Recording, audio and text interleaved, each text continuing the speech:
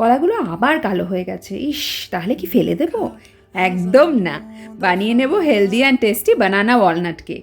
প্রথমে একটা ব্লেন্ডার জারে 4টে পাকা কলা, হাফ কাপ গুড়, 2/3 কাপ মেল্টেড বাটার ভালো করে মিক্স করে একটা বোলে ঢেলে নিয়ে তার উপর চালনি রেখে নিলাম 1.5 কাপ আটা, 1 teaspoon baking powder, half teaspoon baking soda, pinch of salt. তারপর আটাটা ভালো করে সিফ করে নিয়ে এভাবে কাট ফোল্ড করে পুরো ব্যাটারটা মিক্স করে নিলাম। দুধ দিলাম একটু একটু করে হাফ কাপ। এবার অ্যাড করলাম 1 teaspoon vanilla essence and 10 to 12 chopped walnuts.